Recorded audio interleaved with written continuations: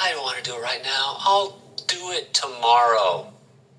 No, let's do it right now. Let's do it right now, okay? Repeat after me. Every once in a while. Every once in a while. There comes a time when Dave wakes up and he wants to make a change in his life. And he wants to make a change in his life. Sometimes he wants to start exercising and get into shape. Get into shape. He wants to look good, get into shape. Other times, he wants to read more books. Or start a meditation practice. So he decides that he is going to make this new habit. Yeah, he's going to make this his new habit. That's his new habit. That's what he decided. Now the first few days go very well. As Dave feels motivated and excited about it. Dave feels motivated and excited about his new goal. His new habit.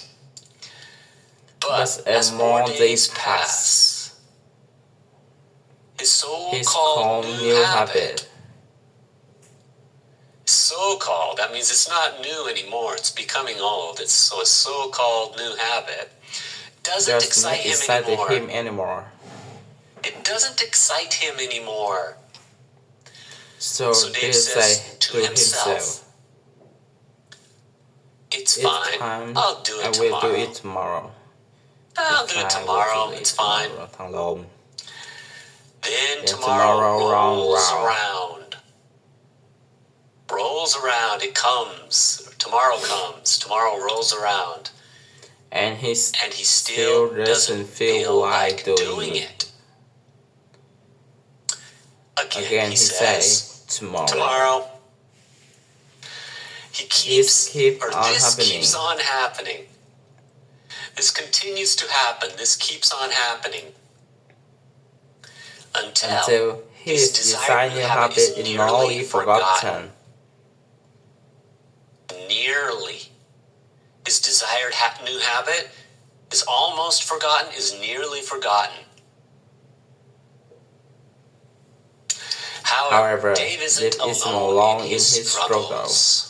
He's not alone, because we've all been there. We've all been there. That's an expression that means we've all experienced that.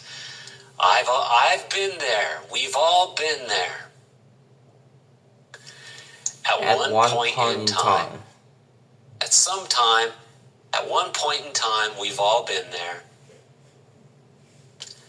But why does it happen? Why is it so hard to follow up on our new habits? Follow up on. Continue doing. Well, one of the reasons is that the habit we're trying to form can seem a little overwhelming. So we have this mental resistance. Mental resistance. In the beginning, when we're super motivated, it's much easier to do something. For example, going to the gym for 1 hour doesn't seem that hard. Because the initial motivation, the very beginning, the first initial motivation is a powerful driving force. But when we're motivated, it's also easy to impose some super high expectations. Impose. What is that? Impose. You impose expectations. That means you force them upon yourself. ourselves. So it's also easy to impose some super high expectations on ourselves. So we go to the gym for 1 hour, we start to think, oh, I can do this. And then you raise your expectations on yourself. We think, okay, so I went to the gym for 1 hour. The first few days. From now on, I'll go to the gym for 1 full hour every single day. Every single day. But once that initial motivation fades away, the first motivation fades away, goes away. After a few days, there is now nothing that's driving us forward. And we haven't really formed a habit yet. You form a habit, right? We haven't really formed a habit yet. A habit is formed after, 30 days maybe? I don't know. It's different for different habits. But the habit hasn't been formed yet. That's why. When we're unmotivated, we'll probably just skip the gym altogether. We will not go at all. Skip the gym altogether. As deciding a whole hour to it. I'm sorry, as dedicating a whole hour to it seems daunting. So let's look at that again. All the way at the top. Boop, boop, boop. That's why. When we're unmotivated, we'll probably just skip the gym altogether, as deciding a whole hour to it seems daunting. Seems like it's just too much to do. A whole hour, I don't want to do it. So instead of relying on motivation to push us forward, we should focus on making our new habit an actual habit. Let me explain what I mean. By introducing you to the 2-minute rule. When the expectation is to read the whole book, meditate for 1 hour, or run 10 miles. Your habit can be quite hard to start. Most of the tasks that you procrastinate on aren't actually difficult to do. You just avoid starting them. Because you make them seem difficult. The idea of the 2-minute rule is to trick your brain into thinking that the habit you are about to do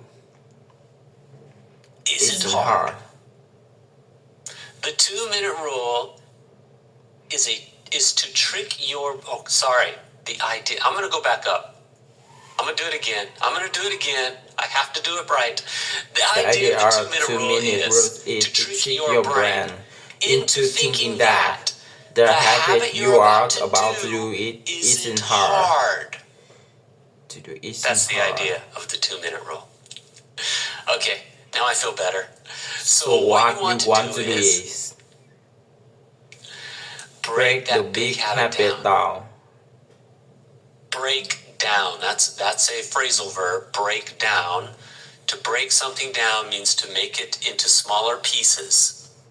So you break that big habit down into small 2-minute version of it. A small 2-minute version of the habit. Your goals obviously can't be completed in 2 minutes. In 2 minutes. Say again, your goals obviously can't be completed in 2 minutes. But every habit can be started in that time. And once you start doing something, it's much easier to continue with it. So I encourage you to employ the 2-minute rule yourself. Employ, that means to use it. Whenever you are struggling to stick with a habit, stick with your habit. The most important part of any new habit is just getting started. Just get started, right? I always say that. Just get started. It's not about how well. Or for how long to do it.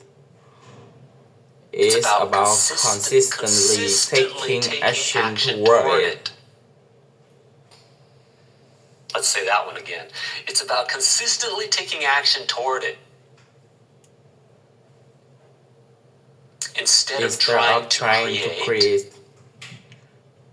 create a perfect habit from the start. A perfect habit from the start. Do the easier thing. On a consistent basis. On a consistent basis. That's how you make your habit an actual habit. Remember, you can improve a habit that doesn't exist. Just start and the rest will follow. Just get started and the rest will follow. What do you think? Was that good? I hope that was a good practice, good workout. Thank you for practicing with me. One little step at a time.